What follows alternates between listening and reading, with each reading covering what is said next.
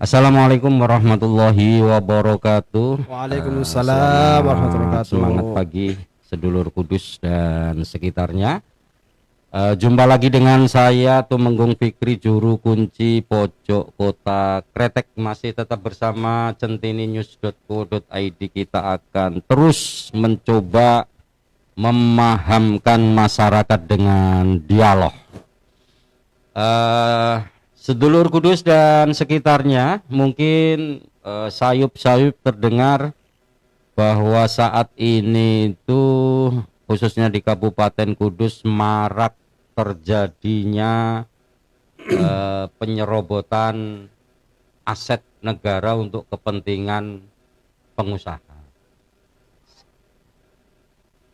Salah satunya adalah mungkin dugaan penyerobotan jalan yang dilakukan oleh pemilik Hotel Gripta.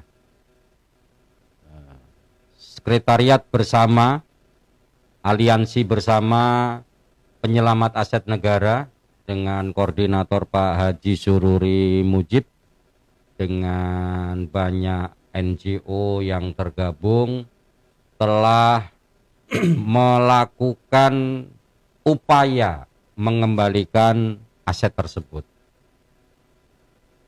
Sejak awal sudah ada keinginan untuk melakukan aksi, akan tetapi oleh aparat penegak hukum diarahkan untuk beraudiensi, kan begitu. Hari ini tadi sekitar jam 9 pagi aliansi bersama tersebut telah diterima audiensi oleh asisten 1 bersama dinas terkait. Ya tentu masyarakat Kudus dan sekitarnya butuh mendapatkan informasi bagaimana jalannya audiensi tersebut. Sudah bersama saya Pak Haji Sururi Mujib, Direktur Elkis, Lembaga Kajian Strategis Kudus, bersama Aliansi Penyelamat Aset Negara. Pak Sururi, bisa diceritakan jalannya audiensi tadi? Siapa saja yang datang, kemudian apa saja yang dibicarakan? Monggo. Terima kasih Mas Fikri yang sudah mengundang kami. Kami datang bersama dengan teman-teman 5 orang yang mewakili Aliansi Bersama Penyelamat Aset Negara Kudus, yang kebetulan tadi pagi kita audiensi dengan beberapa pihak terkait, diantaranya adalah fasilitatornya adalah asisten 1 Sekda Kudus, ada dari BPN, ada dari Camat Jati, Kepala PJ Kepala Desa Jatiwetan, ada juga dari Dinas Perizinan, ada juga dari bagian hukum dan BPN ya, BPN, ya. Ya, juga ada dari pihak-pihak aparat keamanan, kepolisian, ada Pak Kasat Intelkam, ada Pak Kapolsek Kota, Kapolsek Jati juga pada hadir. Baik Kang Fikri, tadi memang jalannya cukup lumayan agak panas juga karena apa? Dimulai dari pihak Gripta yang menurut pengakuan dari yang datang tadi adalah pengacara yang ditugasi oleh pengacara yang ditunjuk Gripta. Tetapi ketika tanya ada nggak surat tugasnya, ternyata dia tidak membawa surat tugas, sehingga dengan terpaksa kita minta yang bersangkutan untuk keluar karena tidak bisa mewakili pihak Gripta. Takut-takut kalau dia ikut dalam proses audiensi tadi, dia tidak bisa berbuat apa-apa karena memang dia bukan pengacara yang ditunjuk Gripta. Baik, Kang Fikri, tadi kita menyampaikan kenapa harus audiensi. Kami pertama adalah menghormati surat Pak Kapolres tanggal berapa itu yang ditujukan kepada kami, yaitu supaya tidak melakukan aksi demo di Hotel Gripta yang rencananya kita akan demo itu tanggal 16 Agustus, harinya hari Senin. Karena masih dalam pandemi, kemudian PPKM masih level 3, sehingga Pak Kapolres dengan surat resminya kami diarahkan untuk audiensi saja, tidak melakukan kegiatan demonstrasi yang akan kami gelar. Dan kami mencoba komunikasi, alhamdulillah ternyata difasilitasi pihak Pak Polres, kemudian kami audiensi dengan pihak terkait tadi. Kemudian dalam audiensi tadi ada beberapa tuntutan yang kami sampaikan, minimal ada 5 tuntutan yang kami sampaikan pada pihak kita yang kami duga menggunakan tanah jalan digunakan untuk bangunan. Dan ini berlaku sudah 10 tahun kurang lebih seperti itu. Oleh sebab itu salah satu tuntutan kami adalah pemilik hotel harus segera membongkar bangunan yang ada di atas jalan maksimal 7 kali 24 jam dari audiensi tersebut.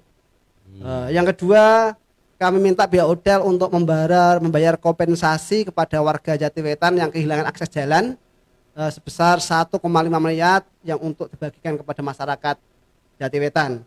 Kemudian kami minta kepada pemerintah Kabupaten Kudus untuk menarik IMB yang sudah diterbitkan dalam pendirian gedung bangunan hotel tersebut. Selanjutnya, tuntutan yang keempat adalah kami minta kepada aparat penegak hukum untuk mengusut tuntas pejabat-pejabat yang terlibat yang kami duga melakukan konspirasi di dalam proses penerbitan UMB tersebut. Yang kelima, tuntutan kami adalah pemerintah Kabupaten Kudus, Bupati dan seluruh jajarannya harus tegas terhadap pelanggaran yang dilakukan oleh pihak Gripta.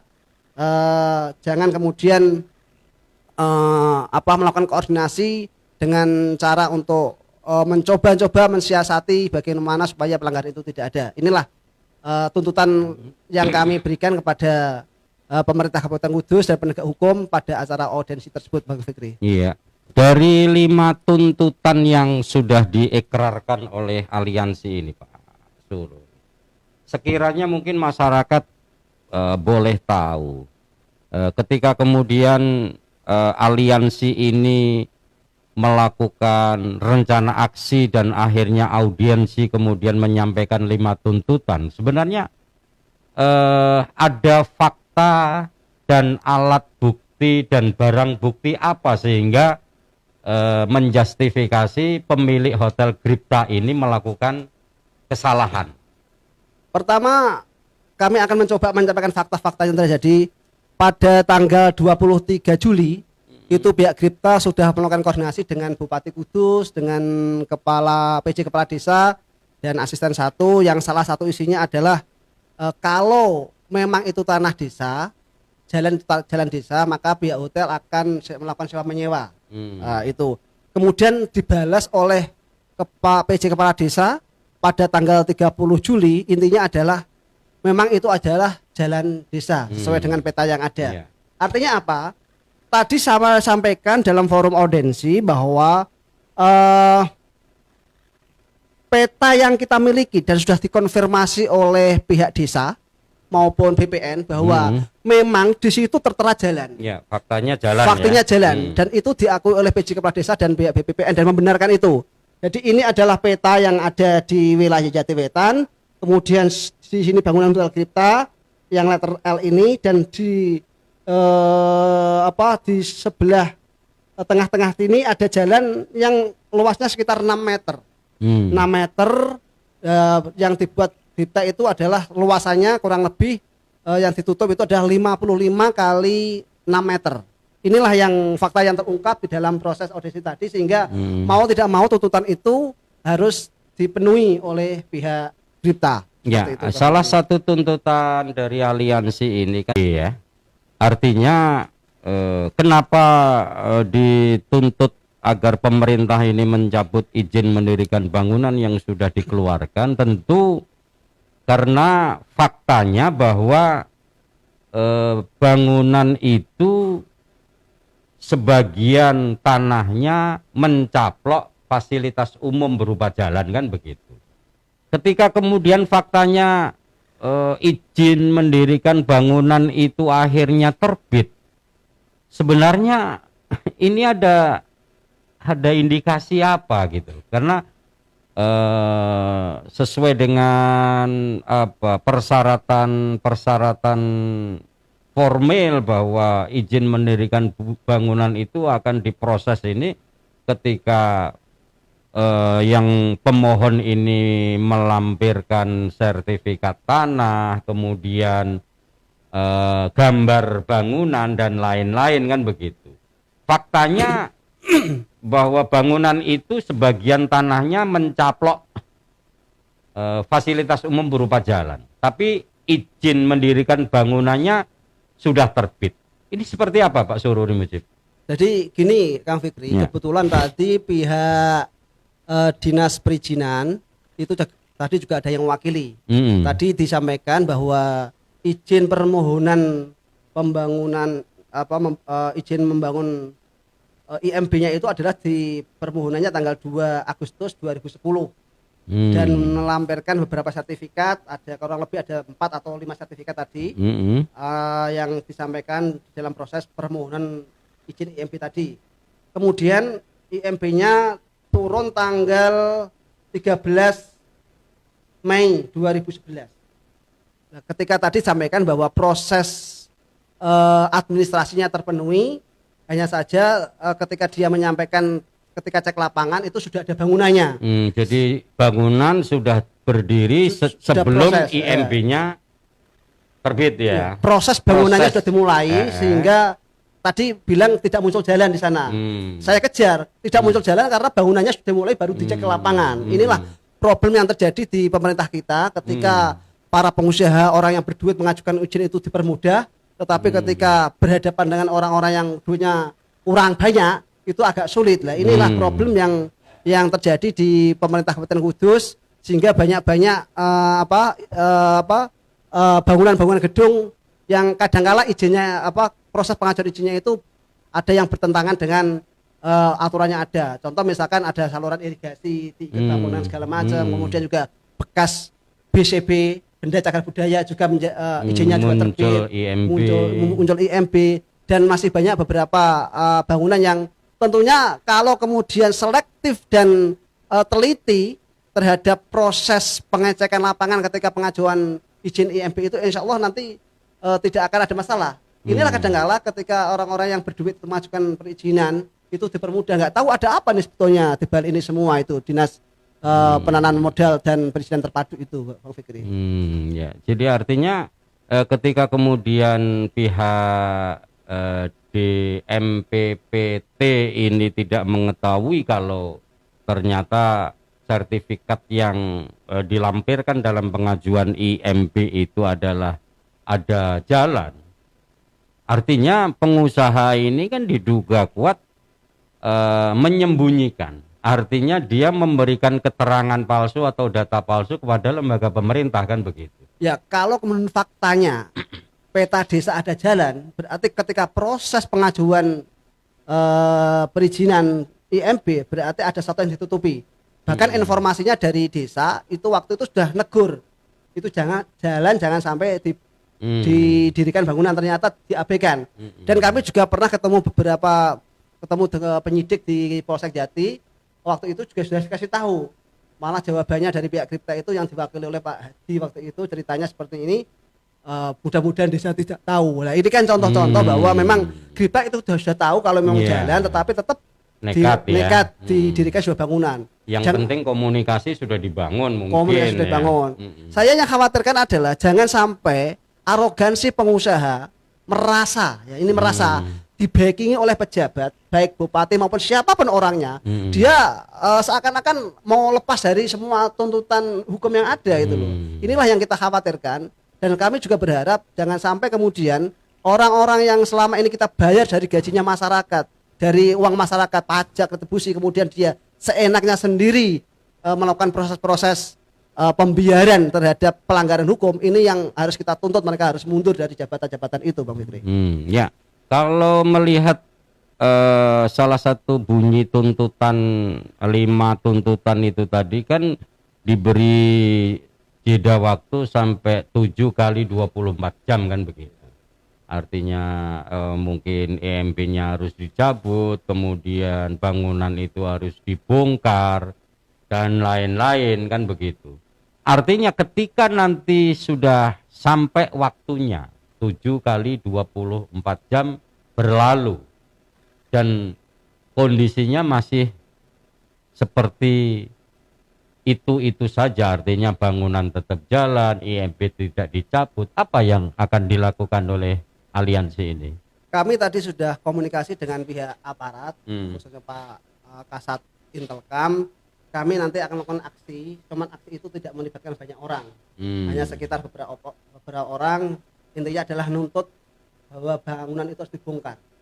Itu yang pertama, bangunan itu tetap dibongkar. Nanti kita akan melibatkan banyak beberapa warga yang memang punya kepedulian terhadap aset-aset negara seperti itu, untuk melakukan kegiatan aksi sekalipun aksinya tidak banyak orang seperti itu. Insya Allah akan kita lakukan itu.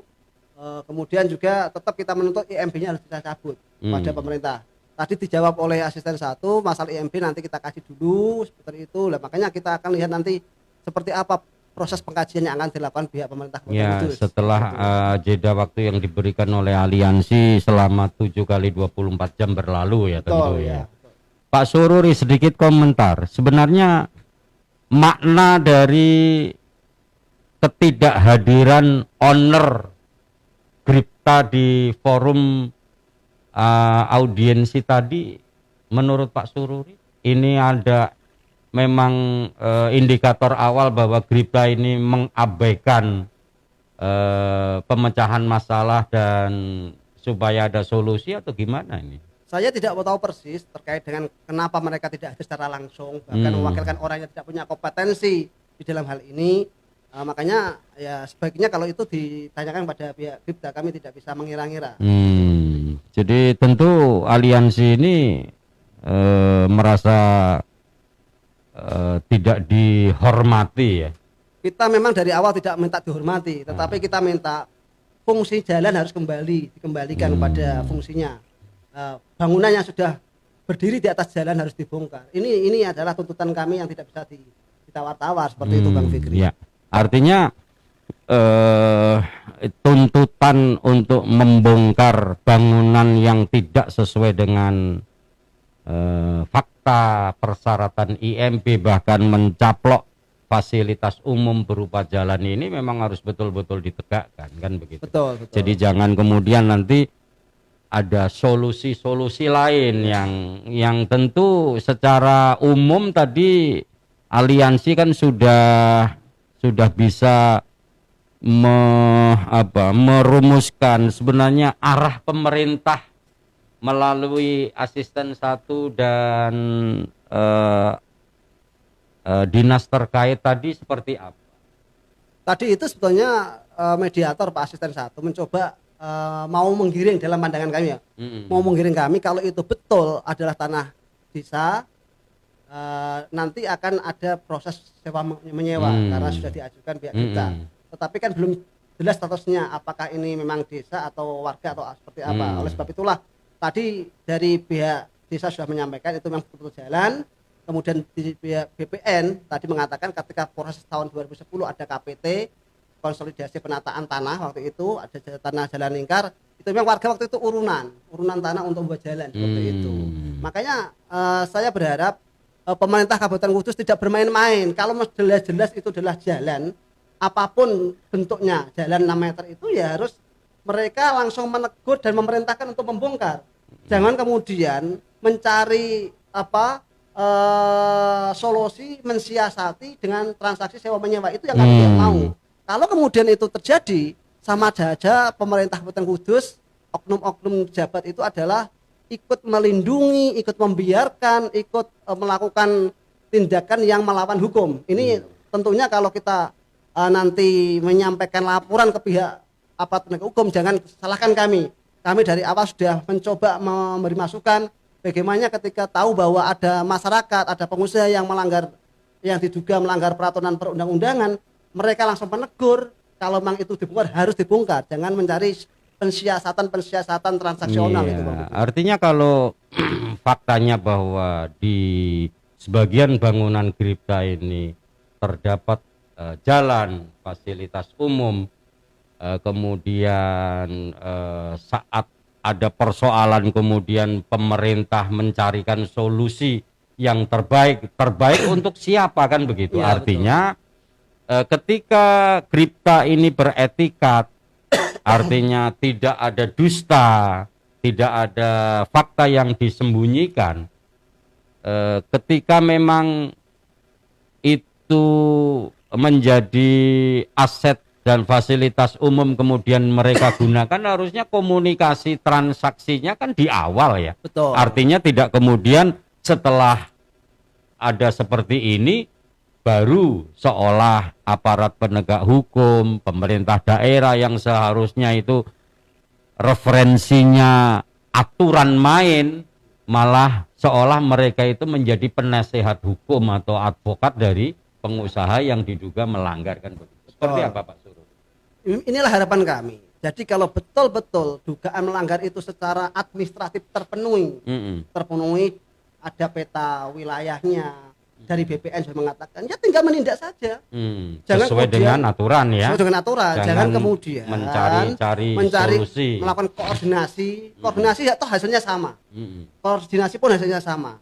Jangan mencari acara koordinasi, kemudian mencari sesuatu yang kami anggap justru malah blunder terhadap mereka itu. Ini yang kami harapkan. Karena apa? Ketika fungsi jalan beralih pada bangunan, ini jelas sudah diatur dalam Undang-Undang 38 tahun 2004 tentang jalan, juga KUHP pasal 192, juga KUHP pasal 385. Ancamannya jelas, pidananya, kemudian dendanya juga pun jelas. Oleh sebab itulah jangan bermain-main dengan persoalan ini. Saya pikir seperti itu Bang Fikri. Oke, jadi artinya yang menjadi tuntutan awal dan akhir dari aliansi ini kan mengembalikan fungsi jalan, kemudian cabut IMB yang tidak sesuai dengan data dan fakta persyaratan awal, kemudian bongkar bangunan itu yang tidak sesuai dengan. Jadi aliansi ini tidak menerima transaksi apapun, artinya nanti dikompensasi sewa, menyewa dan lain-lain kan begitu. Justru kita minta kompensasi itu untuk warga. Ya. Yang selama artinya yang di luar sejak awal mereka menggunakan sampai sekarang itu kan memang dikompensasi untuk warga. Iya betul. Kita minta artinya denda untuk warga kan karena tidak bisa menggunakan akses jalan itu. Ya. Akan tetapi ketika kita bicara tentang rencana pemerintah untuk mengkomuniskan nanti kalau memang betul-betul ini jalan dan lain-lain, bisa diatur piye bisane pemilik itu menyewa. Ini tidak menerima itu ya, solusi itu. Kami terus terang, solusi kami minta pertama tetap dibongkar. Ya. Sekalipun ada tawaran misalkan mau dijadikan jalan alternatif, bagi kami itu sudah nggak bisa lagi. Ya, karena faktanya memang dia sudah ngapusi ya. Sudah ngapusi dari awal seperti itu. Inilah yang kami berharap bahwa pihak pemerintah tidak lagi melakukan koordinasi untuk mencari pensiasatan untuk transaksional masalah sewa menyewa atau lainnya sebagai dan lainnya, tetapi harus betul-betul melakukan tindakan nyata. Apa tindakan nyata? Memerintahkan kepada pemilik hotel untuk melakukan pembongkaran bangunan yang berdiri di atas jalan untuk akses publik tersebut itu Bang. Ya. Setelah 7 kali 24 jam sesuai dengan jeda waktu yang dibatasi oleh aliansi ini, kemudian faktanya Gripta tidak mengindahkan, pemerintah tidak melakukan tindakan apapun, kemudian aliansi ini mau melakukan aksi di Gripta dengan tetap taat pada protokol kesehatan, membatasi peserta dan lain-lain. Ketika itu semua sudah dilakukan dan faktanya memang tidak mendapatkan solusi, upaya hukum apa yang akan dilakukan oleh aliansi ini? Sebetulnya upaya hukum sebagai sudah kita laporkan. Nah nanti kita akan laporkan perembet kalau kemudian tuntutan kita tidak dipenuhi. Ya. Tentunya kita masih nunggu 7 kali 24 jam. Semua pihak yang dianggap melakukan komunikasi transaksional ini pasti kita akan ikut sertakan di dalam proses laporan kami nanti. Makanya kita tunggu sampai 7 kali 24 jam itu Bang Fikri. Jadi ya paling tidak aliansi ini menginginkan bahwa campur tangan pemerintah dalam hal penegakan hukum, dalam penegakan perda ini memang harus ya, karena perda dan penegakan hukum adalah wibawa pemerintah. Ketika kemudian banyak fakta hukum yang dilanggar, banyak perda yang dilanggar, tentu masyarakat akan menanyakan, mempertanyakan kewibawaan pemerintah itu sejauh apa. Bahkan Pak Sururi Mujib sebagai koordinator aliansi ini tadi mencoba untuk memberikan satu penafsiran bahwa koordinasi yang beberapa hari lalu dilakukan oleh penentu kebijakan Kudus ini bertujuan apa, kan begitu. Bukannya malah dia itu dianggap mengabaikan kewibawaan mereka sendiri, kan gitu. Iya. Seperti apa Pak Sururi melihatnya? Kudus, kalau terkait dengan proses yang ada di kepemerintahan, mereka harus bertindak. Kalau terkait dengan penegakan hukum, penegak hukum harus bertindak. Ini kan jelas. Sudah ada pengakuan dari kepala DPC dan memperpanjang persoalan saja, Bang Fikri. Iya, artinya aliansi ini secara tidak langsung meminta kepada aparat penegak hukum, pemerintah daerah dan yang lainnya itu bekerjalah berdasarkan kewenangan. Iya, betul. Jangan bekerja berdasarkan kekuasaan atau pesanan. Atau pesanan kan begitu. Supaya masyarakat yang memiliki fasilitas umum itu bisa menikmati, kemudian masyarakat yang akan mengurus hal-hal yang berkaitan dengan izin tanda kutip tadi Pak Sururi bilang nek duitnya banyak saja artinya difasilitasi dipermudah dalam proses pembuatan IMB itu. Apalagi ya menyongsong Kudus memiliki mall pelayanan publik ini betul-betul harus diisi orang-orang yang sama sekali belum terkontaminasi dengan polusi transaksional, kan gitu. Supaya betul-betul izin satu atap kemudian diurus di mall pelayanan publik itu betul-betul sesuai dengan aturan main, kan begitu. Kalau menurut kami Bang Fikri, MPP mall pelayanan publik bagi kami itu ada dan tidak ada sama saja. Tidak skala prioritas. Karena hari ini pun sudah punya tempat yang representatif di dalam proses pelayanan perizinan. Tinggal budaya kerja pejabat yang menangani itu yang harus direformasi. Kalau pejabatnya masih sama, saya yakin apapun bentuk fasilitas sarananya yang dimiliki, selama mentalitas pejabat birokrasi yang melayani perizinan masih seperti itu, saya tidak yakin akan ada perubahan di Kabupaten Kudus. Kecuali ada perubahan yang revolusioner terkait dengan personel-personel yang ada di dalam proses pelayanan perizinan di Kabupaten Kudus. Iya. Terakhir Pak Sururi, menurut Pak Sururi sebagai koordinator aliansi bersama penyelamat aset negara ini, untuk mendapatkan kesimpulan bahwa audiensi tadi yang sudah dilakukan secara bersama-sama menghadirkan dinas terkait secara umum, sejauh apa kepuasan Pak Sururi sebagai koordinator aliansi tadi? Kalau kami bicaranya bukan masalah puas dan tidak puas, tetapi ada titik terang di dalam proses audiensi tadi itu didengarkan banyak orang. Memang peta wilayah yang ada di Hotel Gripta itu adalah ada jalannya, yang di atasnya berdiri bangunan. Itu yang terpenting bagi kami. Artinya ada pengakuan. Ada pengakuan. Ada BPN pengakuan juga mengatakan yang sama. Oleh sebab itulah kami akan terus menyuarakan ini, ya, supaya masyarakat ikut berpartisipasi dalam penyelamatan aset negara yang ada di Kabupaten Kudus. Iya, oke. Terima kasih Pak Sururi Mujib sudah bersama saya. Terima kasih. Jadi tetap bersama kita di centininews.co.id karena ada banyak hal yang akan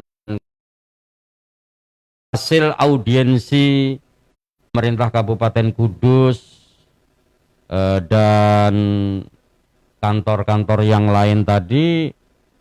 Ada fakta terungkap fakta bahwa di dalam bangunan Hotel Gripta ini terdapat fasum atau jalan yang dicaplok untuk bangunan.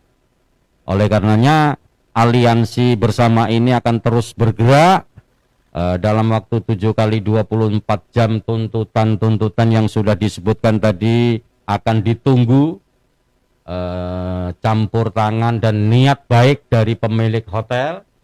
Akan tetapi apabila dalam waktu 7 kali 24 jam masih juga tetap sama, artinya tidak ada perubahan, apakah itu pencabutan IMB, kemudian pembongkaran gedung, mengembalikan fungsi jalan, maka yang akan dilakukan oleh aliansi bersama ini akan turun jalan ke Gripta. Kemudian akan menyusun laporan kepada aparat penegak hukum untuk menguji apakah fakta ini ada pasal-pasal hukum yang dilanggar oleh pemilik hotel dan penentu kebijakan di Kudus. Demikian masyarakat Kudus dan sekitarnya, kita sudah bersama berbincang dengan Pak Haji Sururi Mujib, Ketua atau Koordinator Aliansi Bersama Penyelamat Aset Negara, yang kali ini mempersoalkan pencaplokan jalan umum oleh pemilik Hotel Gripta. Terima kasih, tetap semangat. Assalamualaikum warahmatullahi wabarakatuh. Waalaikumsalam warahmatullahi